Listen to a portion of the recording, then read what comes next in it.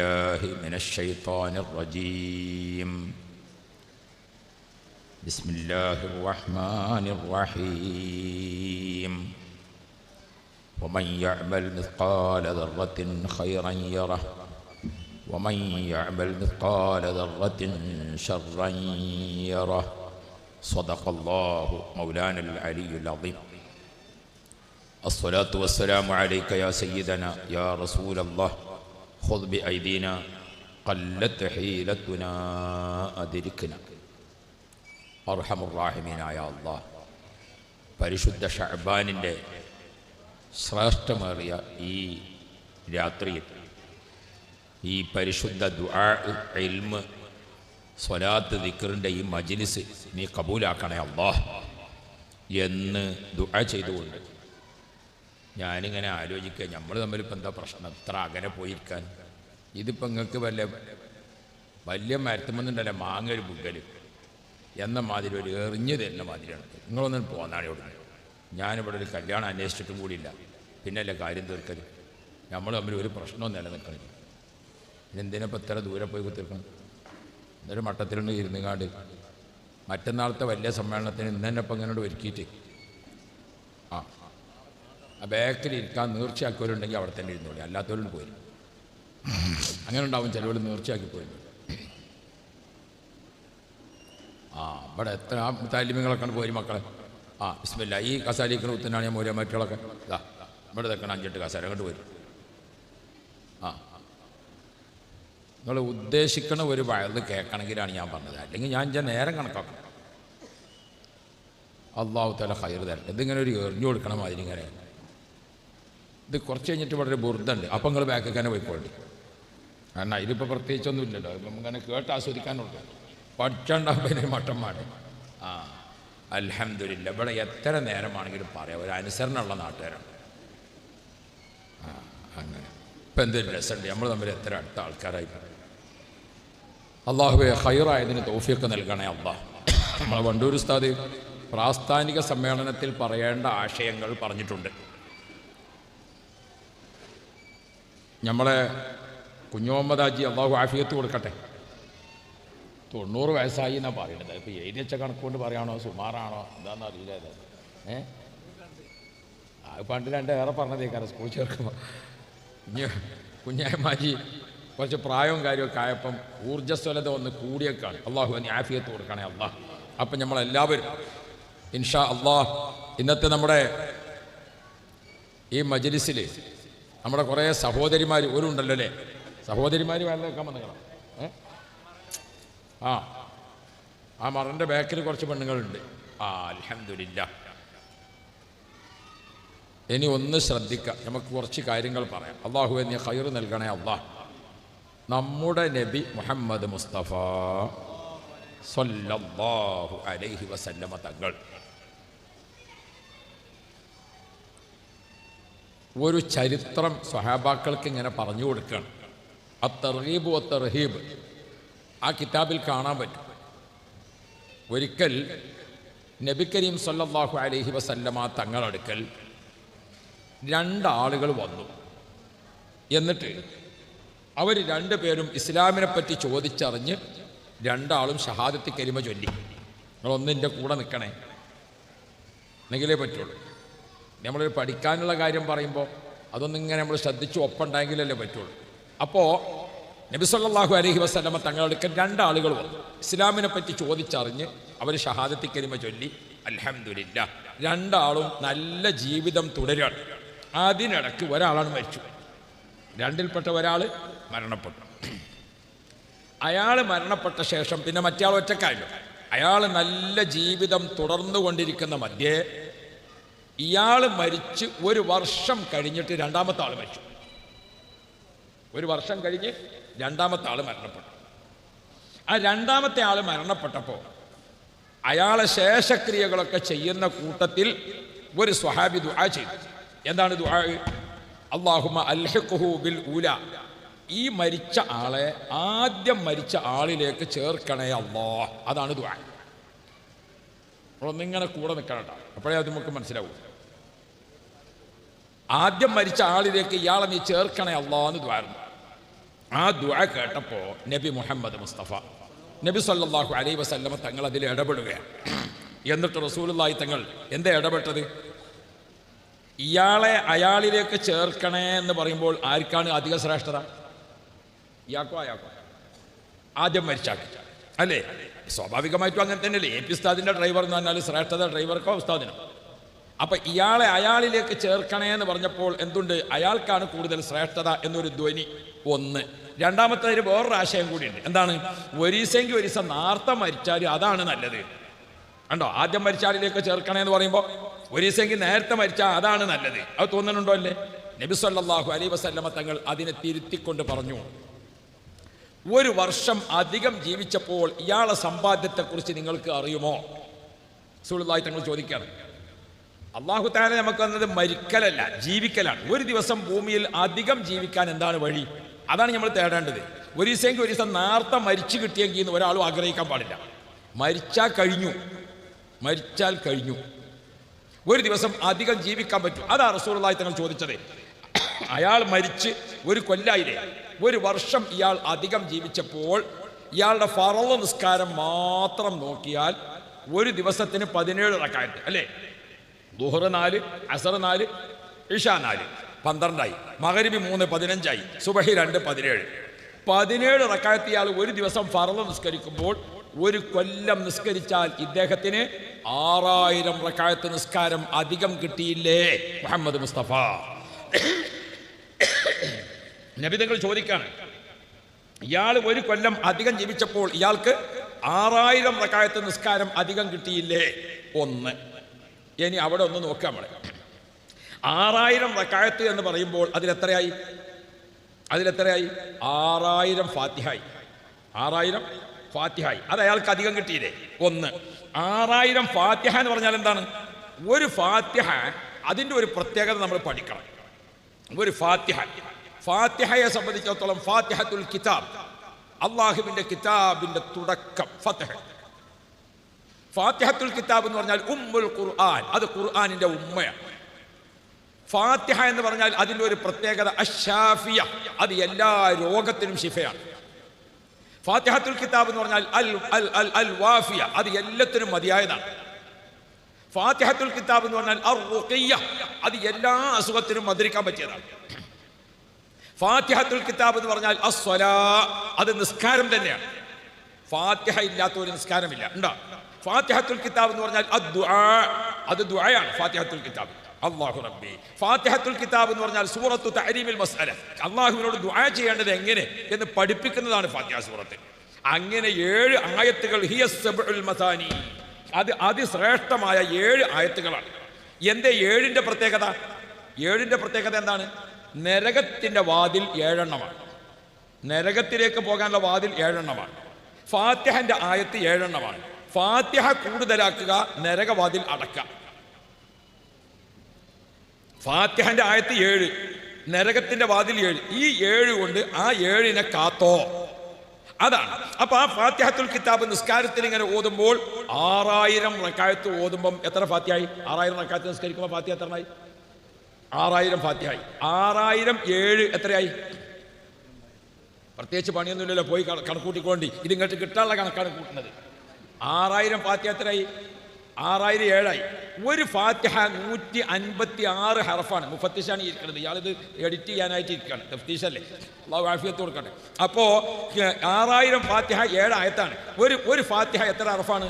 156 ഹർഫാണ്. 156, 156 ഹർഫാണ്. ഒരു ഹർഫ് ഓതിയാൽ അള്ളാഹു തരുന്ന സാധാരണ പ്രതിഫലം 10 ആണ്. 1-ന് 10. 1-ന് 10 എന്ന് പറഞ്ഞാൽ ഏത് 10 എന്ന് നിർണയിച്ചിട്ടില്ല. ഏത് 10 എന്ന് പറഞ്ഞോ? ആ വയന്ന ഓത്തിന് ഇന്ത്യൻ്റെ 10 കിട്ടും. അങ്ങനെ ഉണ്ടല്ലോ, എല്ലാവരും ഓതല്ലേ. ഞാനായിട്ട് എങ്ങനെ ഓതാറെക്കാൻ വേണ്ടിയിട്ട് അൽ ഫാത്തിഹ പറഞ്ഞാൽ ചില ആൾക്കാർ ഓത്തുണ്ടല്ലോ. അൽ ഫാത്തിഹ എന്ന് പറയുമ്പോൾ ചിലർക്കൊരു ഓതലുണ്ട്. ചിലവരിങ്ങനെ ഓതിട്ട് മറ്റൊരു ഓതണിൻ്റെ ഒപ്പം മാലിക് യൗമിദ്ദീൻ, മാലിക് ബൻ ഓതും, യൗമിദ്ദീൻ മറ്റോനെ ഓതും. അങ്ങനത്തെവർക്കൊക്കെ എന്ത് കിട്ടും? ഒരു ഇന്ത്യൻ്റെ 10 കിട്ടും. പടച്ചോൻ ഇതൊരു മാണം വിചാരിച്ചിട്ട് ഓതുനോനുണ്ടല്ലോ, ഓന് സൗദിൻ്റെ 10 കിട്ടും. അവൻ സൗദിൻ്റെ 10 കിട്ടും. ഒരു ഒതുവോട് കൂടെ മട്ടത്തിൽ നിസ്കരിച്ചാൽ നിന്ന് ഓതും. നിസ്കാരത്തിന് ഓതാകുമ്പം അതിനെന്താകും? അതിനൊരു $10 കിട്ടും. അത് ഒരു മെഹറാജിന് ഓതാണ്, ബറാഅത്തിന് ഓതാണ്, പള്ളിക്കന്ന് ഓതാണ്, അത് മക്കത്തുനിന്ന് ഓതാണ് എന്നൊക്കെ പറയുമ്പോൾ അല്ലാ അതിൻ്റെ 10 ഇങ്ങനെ വർദ്ധിക്കും. നിങ്ങൾക്ക് 10ന്റെ വ്യത്യാസം മനസ്സിലായോ? സൗദിൻ്റെ 10,000 കിട്ടിയാണ്ടല്ലോ, അത് മോങ്ങം ബൈക്കിന് ചവിട്ടിയാൽ ഇവിടെ എത്തുമ്പോൾ എത്ര ഉണ്ടാവും എന്നറിയെങ്കിൽ ഇതാ ചോദിച്ചു നോക്കി ഇയാളോടൊക്കെ എത്രയോ ചവിട്ടിയ ആൾക്കാരായി ഇരിക്കണത്. അത് അവിടുന്ന് എണ്ണുമ്പോൾ 10 ഉള്ളൂ. അത് മോങ്ങം ബൈക്കിന് ചവിട്ടിയാലുണ്ടല്ലോ ഇവിടെ എത്തുമ്പോൾ വിവരമാണ്. അപ്പോൾ ഞാൻ ഓർമ്മപ്പെടുത്തുന്നത്, ഒന്നിന് 10 തരാനാണ് അള്ളാഹു തആല വാഗ്ദത്തം ചെയ്തത്. ഏത് 10? നമ്മുടെ നിയ്യത്ത് അനുസരിച്ച് 10, നമ്മുടെ ഉദ്ദേശശുദ്ധി അനുസരിച്ച് 10, നമ്മുടെ ഇഖ്ലാസ് അനുസരിച്ച് 10, നമ്മുടെ ഓരോ അതിൽ കൂട്ടുകൂടിയ ചേരുവകൾക്കനുസരിച്ചാണ് 10. അപ്പം 156 10 അല്ലേ? സാധാരണഗതിയിൽ കൂട്ടിക്കോളും 156 10. ഒരു ഫാത്തിഹക്ക് 156 അല്ലേ? ഇനി 6000 ഫാത്തിഹക്ക് 156 വെച്ച് കാണുന്ന കൂട്ടി കാണി എത്രയായി? 156 10 എത്രയായി? 1560 ആയി. അപ്പോൾ ഒരു കൊല്ലം നിസ്കരിച്ചാൽ 6000 റക്അത്ത്, 6000 ഫാത്തിഹ. 6000 ഫാത്തിഹക്ക് 156 വെച്ചിട്ട് 1560. 6000 1560 എത്രയായി? ബഷീർ മാസ്റ്റർ എങ്ങനെയാണ് കണക്കാസ്റ്റായിട്ടാ അറബിയാസ്റ്റായിട്ടാ? അപ്പോൾ ഒന്ന് കണക്കൂട്ടി നോക്കാം. ഞാൻ ഓർമ്മപ്പെടുത്തുന്നത്, അള്ളാഹുവിന്റെ റസൂൽ നമ്മെ പഠിപ്പിക്കാണ്, ഒരു ദിവസം ഭൂമിയിൽ അധികം ജീവിക്കാൻ കിട്ടിയാൽ അത് സമ്പാദ്യമാക്കണം. അതാണ് ഇസ്ലാം, അതാണ് അള്ളാഹു തആല പഠിപ്പിക്കുന്നത്. ഒരു മണിക്കൂർ നമുക്ക് ഭൂമിയിൽ കിട്ടിയോ അതൊരു സമ്പാദ്യമാക്കണം. അതാ റസൂലുള്ളാഹി തങ്ങൾ ചോദിക്കുന്നത്. ഒരു വർഷം കഴിഞ്ഞ് മരിച്ചപ്പോൾ ഇദ്ദേഹത്തിന്റെ സമ്പാദ്യം നിങ്ങൾക്കറിയോ? ഫറള് മാത്രം നിസ്കരിച്ചാൽ എത്രയായി? 6000 റക്അത്തായി. അതേപോലെ നമ്മളൊക്കെ സുന്നത്ത് നിസ്കരിക്കും. മഗ്‌രിബിന്റെ ശേഷം സുന്നത്ത് നിസ്കരിച്ചില്ലേ? ഇശാന്റെ ശേഷം സുന്നത്ത് നിസ്കരിക്കും, പൂർണ്ണ മുമ്പ് നിസ്കരിക്കും, ശേഷം നിസ്കരിക്കും, ദുഹാ നിസ്കരിക്കും, തഹജ്ജുദ് നിസ്കരിക്കും അല്ലേ? അപ്പോൾ ഒരു 17 റക്അത്ത് സുന്നത്തുമായി. അപ്പോൾ വീണ്ടും ഒരു 6000 ആയി, വീണ്ടും ഒരു 6000. അപ്പോൾ 12000 ഫാത്തിഹയായി അല്ലേ? 12000 ഫാത്തിഹയ്ക്ക് എത്ര വരും? 12000 റുക്ഊ വരും, 24000 സുജൂദ് വരും. ഓരോ സുജൂദിലും സുബ്ഹാന റബ്ബിയൽ അഅ്ലാ വബിഹംദിഹി. ഒരു കൊല്ലം ജീവിച്ചപ്പോൾ അയാളുടെ സമ്പാദ്യം എത്രയാണ്?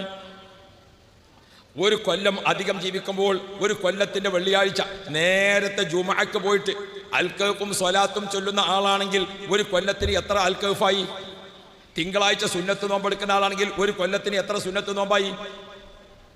അള്ളാഹ് ഒരു കൊല്ലം അധികം ജീവിച്ചപ്പോൾ അയാൾക്ക് 3 10 കിട്ടി. മുഹറം 10, ദിൽഹിജ്ജ 10, റമളാൻ 10. ഒരു കൊല്ലം അധികം ജീവിച്ചപ്പോൾ അയാൾക്ക് ഒരു ലൈലത്തുൽ ഖദ്ർ അധികം കിട്ടിയില്ലേ? മുഹമ്മദ് മുസ്തഫ. നമ്മൾ ചിന്തിക്കണം. അപ്പൊ അള്ളാഹിനോട് മരിച്ചെങ്കിൽ ആരും ചോദിക്കാൻ നിൽക്കണ്ട. മരിക്കാൻ നമുക്ക് ആഗ്രഹിക്കാൻ തന്നെ പാടില്ല. അത് ഇൻഷാ അല്ലാഹ് സമയമാകുമ്പോൾ നടന്നോളും. മലക്കുൽ മൗത്ത് അസ്റായീൽ. മര്യാദക്ക് ചെല്ലിക്കൊള്ളിട്ടോ. എല്ലാവരും നിങ്ങൾ ഒരേ മാതിരി കരുതണ്ട. ഇവിടെ നിങ്ങൾ നോക്കി നിൽക്കണുണ്ടോയെന്ന് അറിയില്ല. പടച്ചോൻ ഹൈറാക്കി തരട്ടെ. എല്ലാവരും നിങ്ങൾ ഇങ്ങനെ ഒരേ മാതിരി കരുതണ്ട. കൂറ്റമ്പാറ ഉസ്താദ് എന്ന് പറഞ്ഞ മാതിരിയല്ല ഈ പേരൊന്നും. മലക്കുൽ മൗത്ത് അസ്റായീൽ, മുങ്കർ നക്കീർ. അതൊക്കെ നല്ലോണം ചെല്ലിക്കോളിയും. ഒരു വരുന്ന സമയത്ത് നമ്മൾ അടങ്ങാറാക്കരുത്. ഞാൻ നിങ്ങൾക്ക് സിന്ദാബാദ് വിളിച്ചിന് ആളാണ് എന്നെങ്കിലും പറഞ്ഞു നോക്കാൻ പറ്റുമല്ലോ. അപ്പം അതുകൊണ്ട് എല്ലാവരും നിങ്ങൾ ഒരേ മാതിരി കരുതരുത്. അസ്റായീൽ അലൈഹിസ്സലാമിന് നിശ്ചയിച്ച സമയത്ത് കൃത്യമായിട്ട് വന്നോളും. മരിക്കാൻ ആരും ഒന്നും ചെയ്യണ്ട, ജീവിക്കാൻ നോക്കാം. 1 മണിക്കൂർ അധികം കിട്ടുമോ? ആ 1 മണിക്കൂറിൽ 10 ലാ ഇലാഹ ഇല്ലല്ലാഹ് ചൊല്ലാൻ പറ്റുമോ? 1 മണിക്കൂറിൽ 10 ദിക്ർ ചൊല്ലാൻ പറ്റുമോ? ഒരു 2 റക്അത്ത് സുന്നത്ത് നിസ്കരിക്കാൻ പറ്റുമോ? ഒരു ഖുൽ ഹുവല്ലാഹു ഓതാൻ പറ്റുമോ? അള്ളാഹ് റസൂലുള്ളാഹി തങ്ങൾ ചോദിക്കുന്നത്, മറ്റേ ആൾ ദ്വാരുന്നത് എന്താണ്? അല്ലാഹുമ്മ അൽഹിഖ്ഹു ബിൽ ഊല. ആദ്യം മരിച്ച ആളിലേക്ക് ഇയാളെ ചേർക്കണേ എന്ന് പറയുമ്പോൾ ആദ്യം മരിക്കുകയാണ് നല്ലത് എന്ന് തോന്നിപ്പോകാൻ. അവിടെയാണ് റസൂലുള്ളാഹി തങ്ങൾ ചോദിക്കുന്നത്, ഒരു വർഷം അധികം ജീവിച്ചപ്പോൾ ഇയാളെ സമ്പാദ്യം നിങ്ങൾ ഓർമ്മിക്കുന്നുണ്ടോ? ഒരൊറ്റ ലൈലത്തുൽ ഖദ്ർ കിട്ടിയാൽ എത്രയായി? 1000 മാസം എന്ന് പറഞ്ഞാൽ അത് കൊല്ലൊന്ന് കണക്കൂട്ടി നോക്കാണ്. കുഞ്ഞായ്മാജി പറഞ്ഞത് ഇപ്പോൾ 90 വയസ്സ് കഴിഞ്ഞു എന്നാണ് അല്ലേ? പടച്ചോനെ, ഒരൊറ്റ റമളാനിൽ ലൈലത്തുൽ ഖദ്ർ വേണ്ടതുപോലെ കിട്ടിയാൽ 1000 മാസം എന്ന് പറഞ്ഞാൽ 83 വർഷത്തിലധികമാണ്. 83 ചില്ലറയായി. ഇനി 83 വർഷം ഇല്ലേ? നമുക്ക് ആകെയുള്ള ആയുഷ്കാലം നോക്കിയാൽ 60 50 ഒക്കെയാണ് കിട്ടുക. അപൂർവ ആളുകൾക്ക് 100 110 കിട്ടും. AP ഉസ്താദിന് അള്ളാഹു ദീർഘായുസ് കൊടുക്കട്ടെ, കുഞ്ഞാമാജിക്ക് അള്ളാഹു ആഫിയത്ത് കൊടുക്കട്ടെ. നമ്മൾക്കൊക്കെ അള്ളാഹു മഹാന്മാരൊപ്പം ആഫിയത്തുള്ള ദീർഘായുസ് തരണേ അള്ളാഹ്. ജീവിക്കുന്ന കാലത്ത് നിന്ന് നിസ്കരിക്കാൻ തൗഫീഖ് നൽകണേ അള്ളാഹ്. നിലത്ത് സുജൂദ് ചെയ്യാൻ ഭാഗ്യം നൽകണേ അള്ളാഹ്. നിസ്കരിക്കണം, സുജൂദ് ചെയ്യാൻ വയ്യാതെ, നിന്ന് നിസ്കരിക്കാൻ വയ്യാതെ നമുക്ക് മറ്റുള്ളവർക്ക് ഒരു ഭാരമായിട്ട് ആയുസ് കിട്ടിയിട്ട് കാര്യമില്ലല്ലോ. ഓർക്കണ്ടേ, നല്ലോണം ദ്വാരക്കണം. നമ്മൾ ബഹുമാനപ്പെട്ട MA ഉസ്താദ് പ്രായമായപ്പോഴും ട്രെയിനിൽ യാത്ര ചെയ്യുമ്പോഴും നിന്നാ നിസ്കരിക്കാം. ഉസ്താദിനോട് ആരോ ചോദിച്ചു, ഉസ്താദെ ട്രെയിനിലല്ല നമുക്ക് ഇരുന്ന് നിസ്കരിച്ചോളെ? ഞാൻ എൻ്റെ റബ്ബിനോട് നിന്ന് നിസ്കരിക്കാനുള്ള തൗഫീഖിനെ ദുആ ചെയ്യുന്നുണ്ട്. അതാ അല്ലാഹു നമുക്കൊക്കെ ആഫിയത്ത് തരട്ടെ. അപ്പൊ ഞാൻ ഓർമ്മപ്പെടുത്തുന്നത്, ഭൂമിയിലെ ജീവിതം ഒരു ദിവസം അധികം ജീവിക്കാൻ കിട്ടുമോ അതാണ് നോക്കേണ്ടത്. ആ ഒരു ദിവസം കിട്ടുമ്പോൾ അത് സമ്പാദ്യമാവണം. എങ്ങനെ സമ്പാദ്യം? റബ്ബനാ ആതിനാ ഫിദ്ദുനിയാ ഹസന വഫിൽ ആഖിറതി ഹസന. രണ്ട് സമ്പാദ്യം. ദുനിയാവുക്ക് സമ്പാദ്യം. ഒരു കച്ചവടം ചെയ്തു അയ്മന്ന് എന്തെങ്കിലും കിട്ടി, അൽഹംദുലില്ലാ. മറ്റേ കച്ചവടം ചെയ്തു, അയ്മന്ന് എന്തെങ്കിലും കിട്ടി, അൽഹംദുലില്ലാ. ദുനിയാവിലേക്ക് സമ്പാദ്യമാണ്. ആഖിറത്തിലേക്ക് ഒരു സുന്നത്ത് നിസ്കാരം അധികം നിസ്കരിച്ചു, അൽഹംദുലില്ലാ. ഈ കച്ചവടത്തിൽ കിട്ടിയതുകൊണ്ട് മറ്റേക്കൊരു സദഖ ചെയ്തു. ചില ആളുകളൊക്കെ ഉണ്ടല്ലോ, ഞാൻ ഇപ്പോൾ പ്രായമായി ഒരു പണിയെടുക്കലില്ല, ഇതിനെ പണിയെടുക്കാതൊക്കെ പ്രായമായി എന്ന് വിചാരിച്ചിട്ട് ആരോഗ്യം ഉണ്ടെങ്കിൽ എടുത്തൂടെ? അല്ല, ഇപ്പം മക്കളെ വേണ്ടിത്തോട്ടെ, നിങ്ങൾക്ക് എന്താ പണി? മക്കളുണ്ടെന്ന് വിചാരിച്ചിട്ട് നമ്മൾ ജോലി ചെയ്യാതിരിക്കല. ഭൂമിയിൽ ജീവിക്കുന്ന ഒരാൾ എന്താണോ അയാൾക്ക് ചെയ്യാൻ പറ്റുന്നത് അത് ചെയ്തിരിക്കണം. മുപ്പത്തീശിൻ്റെ പണി ഇല്ലെങ്കിൽ ഇല്ല, മദ്രസക്കാണ് പോവുക, തഫ്തീശ് ഇല്ലെങ്കിലും മാടില്ല. നമുക്ക് എന്ത് ജോലിയാണ് ചെയ്യാൻ വേണ്ടി പറ്റിയത്? നമ്മളെ കൊണ്ട് എന്ത് ചെയ്യാൻ പറ്റും? ഒന്നും വേണ്ട. രാവിലെ സുബഹി നിസ്കരിച്ച് അല്ലേ, ലേശം ഖുർആനൊക്കെ ഓതി അല്ലേ, ഇനി നമുക്ക് എന്താ പണി? അല്ലാഹു റബ്ബി. നമ്മളെ വീടിന്റെ ചുറ്റുഭാഗം 3 സെന്റ് താമസിക്കാണ്. 3 സെന്റ് താമസിക്കാന്ന് വെച്ചാൽ 1.5 സെന്റ് നമുക്ക് എന്തുണ്ടാകും? വീടിനുണ്ടാവും. ബാക്കി 1.5 സെന്റിൽ നമുക്ക് എന്ത് നടാൻ പറ്റും? ഇനി എന്തെങ്കിലും വൈദ്യുതി നട്ടുപിടിപ്പിക്കാം. 10 സെന്റ് ഭൂമിയാണ്. 10 സെന്റ് ഭൂമി ഉണ്ടെങ്കിൽ തീർച്ചയായിട്ടും 4 സെന്റിലേ നമ്മളെ വീടുണ്ടാവുള്ളൂ. ബാക്കി 6 സെന്റ് ഉണ്ട്. അതിൽ നമുക്ക് എന്തുണ്ടാക്കാൻ പറ്റും? നമുക്ക് എന്തെങ്കിലും പച്ചക്കറി ഉണ്ടാക്കാൻ പറ്റും. ഇപ്പം നിങ്ങൾ നോക്കി, ഈ ഇരിക്കണ എല്ലാവരോടും ഞാൻ പറയട്ടെ, എന്താണ് ഈ കൊല്ലത്തെ റമളാനിൽ നമ്മളെ ഈ എന്താ ഇവിടെ പറയാ, ഇവിടേക്ക് എന്താ പറയുക, പെരുവള്ളൂർ അല്ലേ?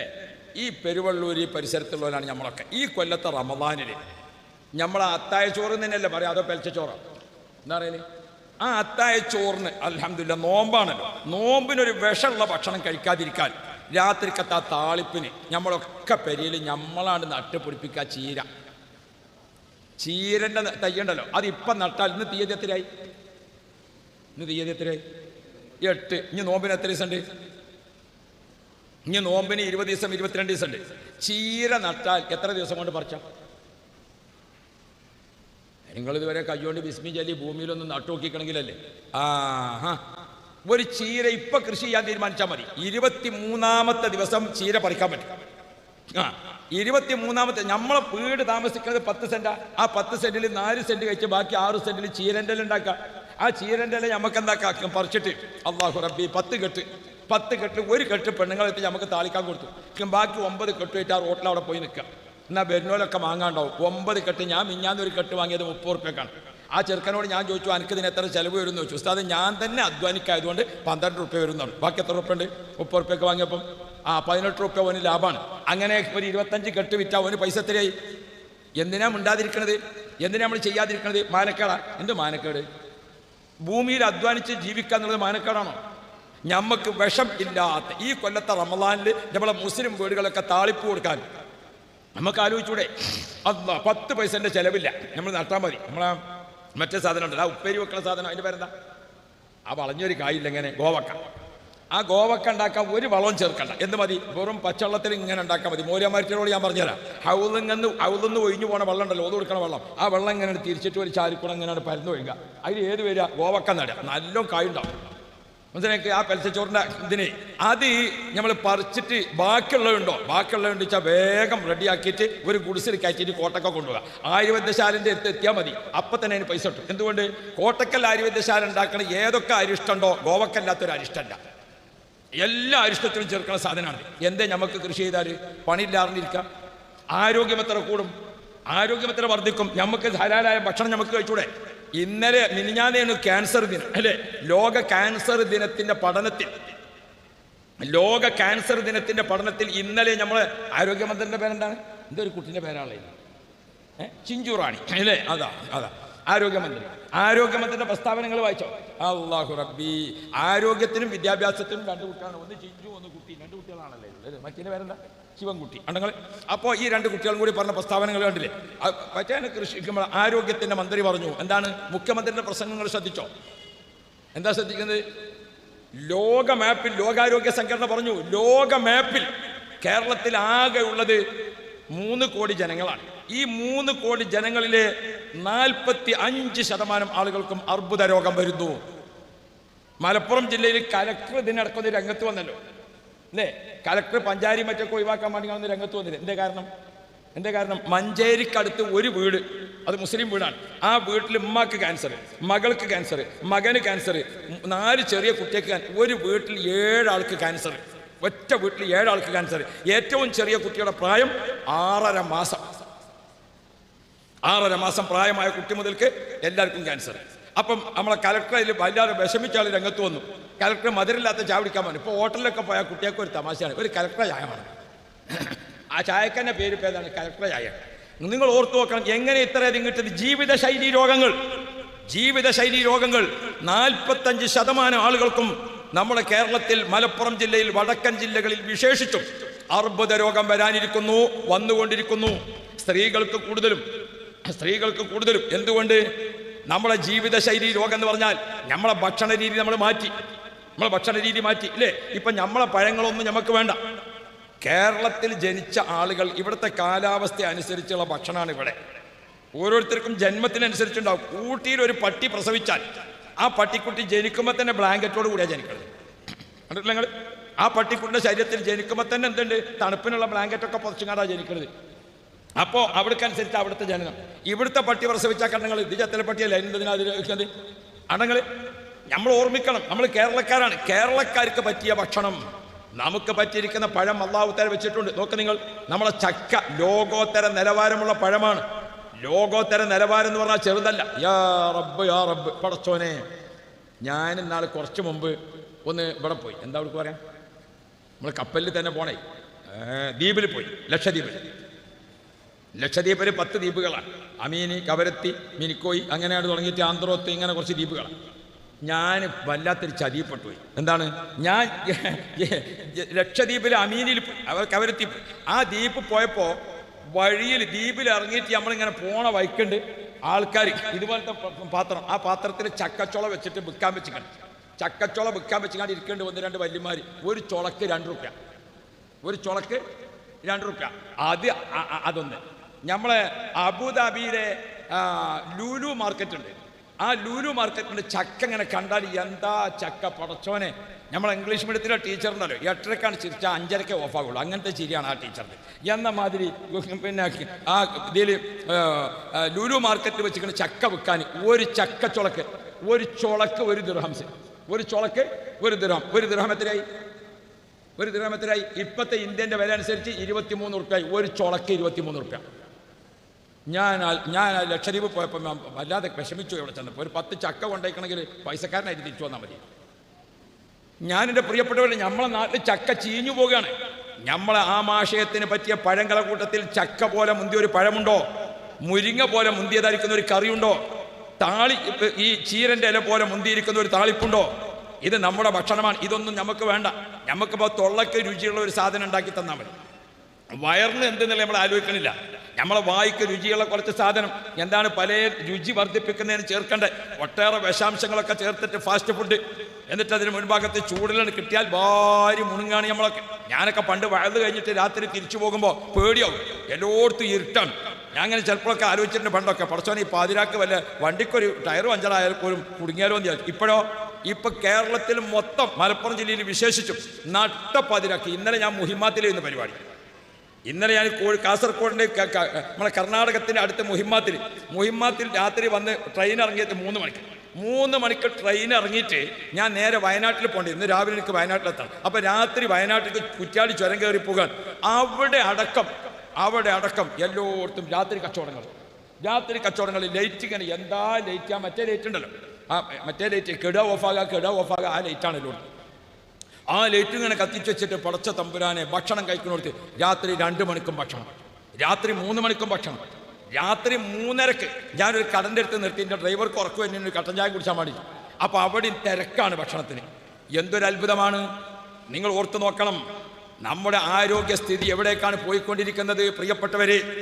ഈ പരിശുദ്ധ റമളാനു ശരീഫിലെങ്കിലും നമ്മുടെ വീടിൻ്റെ പരിസരത്ത് 10 പച്ചമുളക് കുഴിച്ചിട്ടിട്ട്, 4 വെണ്ടക്ക മരം വെച്ചിട്ട്, 4 വഴുതനങ്ങ കുഴിച്ചിട്ടിട്ട്, 4 ചീര താഴ്ത്തി വെച്ചിട്ട്, 2 മുരിങ്ങാക്കൊമ്പ് കുത്തിയിട്ട്, പ്രിയപ്പെട്ട മുഅ്മിനുകളെ, റമളാനു ശരീഫിൻ്റെ പെലച്ചച്ചോറിന് ഉണ്ടാക്കുന്ന കറിയെങ്കിലും നമ്മുടെ നാട്ടിലുള്ളതൊന്ന് കഴിക്കാൻ നോക്കിയിട്ട് നമ്മുടെ ആരോഗ്യമൊന്ന് സംരക്ഷിച്ചുകൂടെ? മുസ്ലിമീങ്ങൾ ദൂർത്ത് കളിക്കാണ് റമളാനിലും.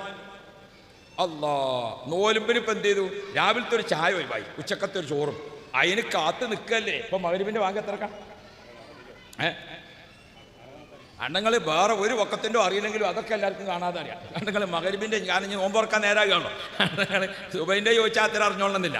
അപ്പോൾ ആ 6 ഇങ്ങനെ 6 മണിക്ക് തന്നെ തുടങ്ങും ഓരോരുത്തർ. ആയില്ലേ അങ്ങനെ. അപ്പോഴേക്കും നമ്മളെ പെണ്ണുങ്ങളൊക്കെ പാടെ കൂടിയിട്ട് എന്തൊക്കെ ഉണ്ടാക്കണത്?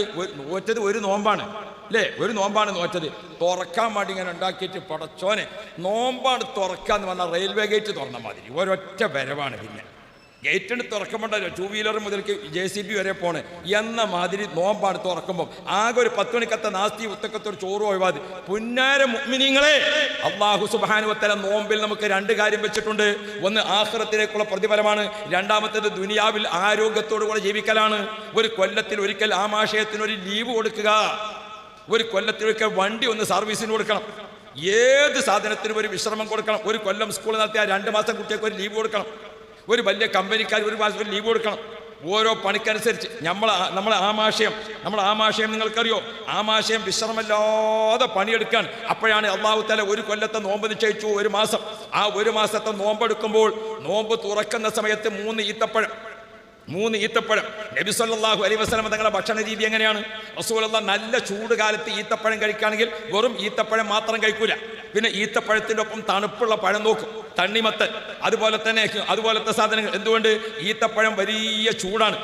അതിൻ്റെ ഒപ്പം ഒന്ന് തണുപ്പിക്കാൻ വേണ്ടിയിട്ട് റസൂലുള്ളാഹി എന്ത് ചെയ്യും? ആ ഈത്തപ്പഴം ചൂട് കാലത്ത് കഴിക്കുമ്പോൾ തണ്ണിമത്തൻ പോലത്തെ വത്തക്ക പോലത്തെ സാധനങ്ങൾ കൂട്ടിയിട്ടാണ് കഴിക്കുക.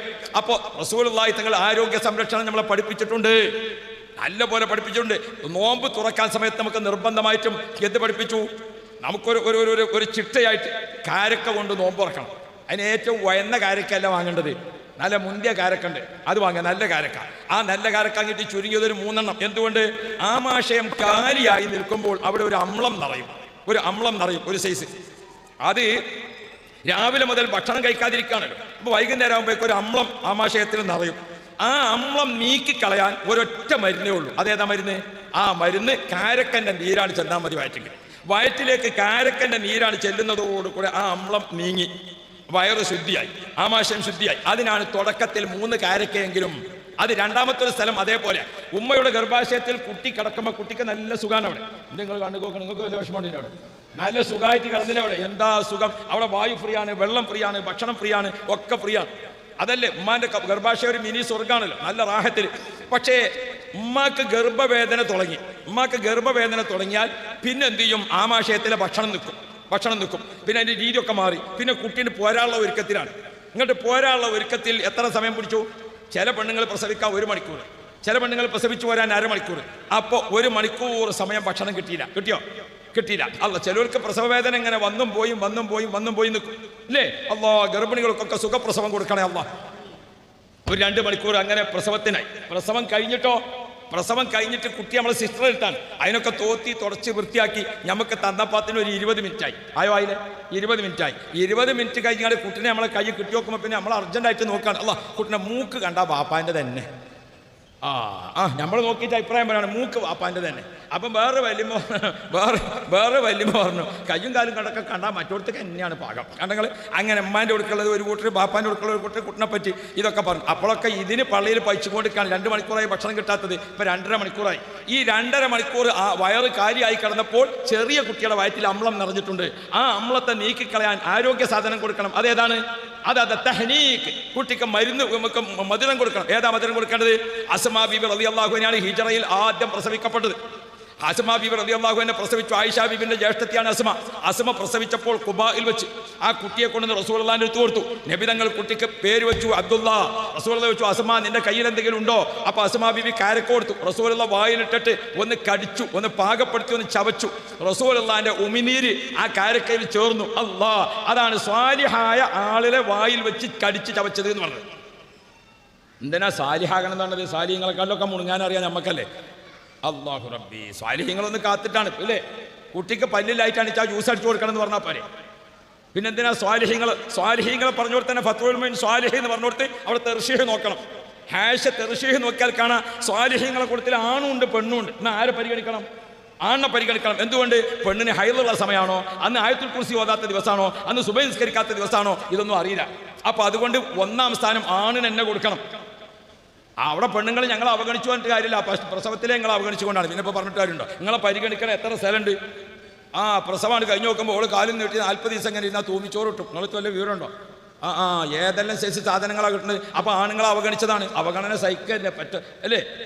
പ്രസവിച്ചവർക്ക് കിട്ടുന്നത് കണ്ടുകാണ്ട് ബാക്കിയുള്ളവർ വിചാരിച്ചിട്ട് കാര്യമുണ്ടോ? അത് ഓരോ ആനുകൂല്യത്തിൽപ്പെട്ടതല്ലേ.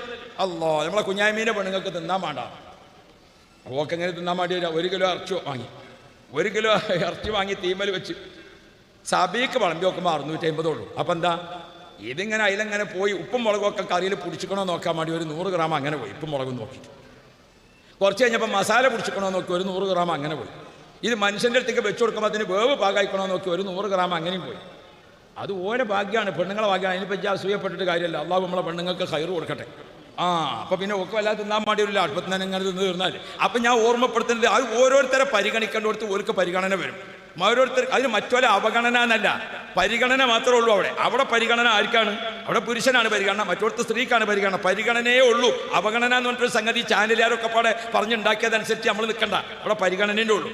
അപ്പം ഞാൻ പറഞ്ഞു വന്നത്, ഇസ്ലാം ഉമ്മയുടെ ഗർഭാശയത്തിൽ നിന്ന് വരാൻ തീരുമാനിക്കുന്നതോടുകൂടെ ആരോഗ്യം ചർച്ച ചെയ്യുന്നുണ്ട്. ആരോഗ്യം ചർച്ച ചെയ്യുന്നുണ്ട്. അതുകൊണ്ടാണ് കാരക്കയെ പറ്റി പറഞ്ഞത്. പ്രിയപ്പെട്ടവരെ, നമ്മൾ ചിന്തിക്കണം. നമ്മൾ നല്ലപോലെ ചിന്തിക്കണം.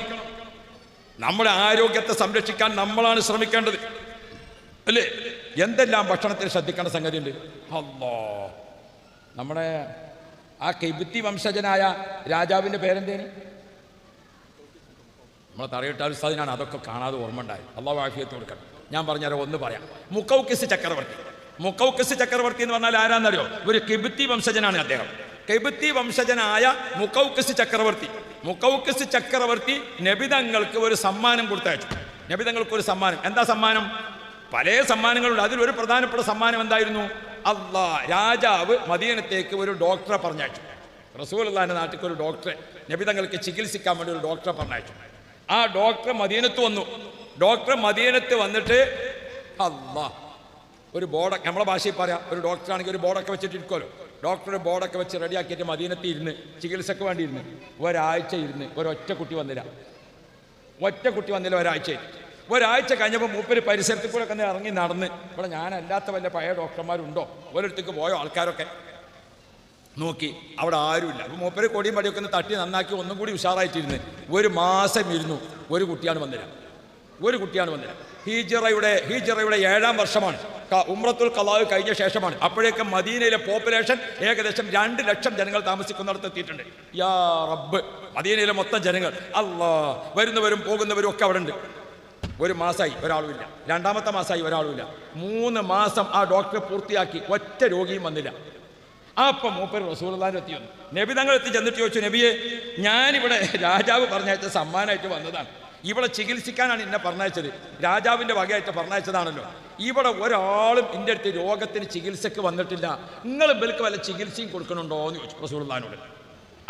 ആ ഡോക്ടർ വന്നിട്ട് ചോദിക്കാം റസൂലുള്ളാഹിനോട്, നിങ്ങൾ ഇവർക്ക് വല്ല ചികിത്സയും കൊടുക്കണുണ്ടോ? ആ സമയത്ത് നബി മുഹമ്മദ് മുസ്തഫ അള്ളാഹുവിന്റെ റസൂൽ പറഞ്ഞു, ഞാനവർക്ക് ചികിത്സയൊന്നും പഠിപ്പിക്കുന്നില്ല, ഞാനവർക്ക് ചികിത്സയൊന്നും കൊടുക്കുന്നില്ല, പക്ഷേ ഞാനവർക്ക് ഭക്ഷണ മര്യാദ പഠിപ്പിക്കുന്നുണ്ട്. മുഹമ്മദ് മുസ്തഫ അള്ളാഹുവിനെ റസൂലിനെ വിശ്വസിക്കുന്ന ആൾക്കാരാണ് വെച്ചാൽ ഒന്ന് ഇത് ശ്രദ്ധിച്ചോളി. ഞാനവർക്ക് ഭക്ഷണ മര്യാദ പഠിപ്പിക്കുന്നുണ്ട്. അപ്പോൾ ഡോക്ടർ ചോദിച്ചു, എന്താണാവോ? അപ്പോൾ റസൂലുള്ളാഹി തങ്ങൾ പറഞ്ഞു, ഞാനവർക്ക് പഠിപ്പിക്കുന്ന ഭക്ഷണ മര്യാദ, വിശന്നിട്ടേ ഭക്ഷണം കഴിക്കാവൂ. 1, എപ്പോഴാണ് ഭക്ഷണം കഴിക്കേണ്ടത്? എപ്പോഴാണ്? വിശന്നിട്ട് ഭക്ഷണം കഴിക്കണം എന്ന് ഞാൻ അവരെ പഠിപ്പിക്കുന്നുണ്ട്. 1. 2, ഭക്ഷണം കഴിക്കുമ്പോൾ നമ്മൾ ആമാശയത്തെ 3 ഓഹരി ചെയ്യാം. 3 ഓഹരി ചെയ്യാം. 1 ഓഹരി ഭക്ഷണം, 1 ഓഹരി വെള്ളം, 1 ഓഹരി ഫ്രീ ആയിട്ട് വെക്കുക. എന്തിന്? ദഹനശേഷി വേഗത്തിലാകാൻ. നമ്മൾ ഈ റോട്ടിലൊക്കെ വാഹനം ബ്ലോക്കാണ്. ഞാനിപ്പോൾ ആ ചേറൂർ ബൈക്കായാലും ഇങ്ങോട്ടേ പോകുന്നത്. അതിനാണ് പോകുന്നങ്ങാണ്ട് ഇങ്ങോട്ട് കയറുന്നിടത്ത് എന്താ പറയുക,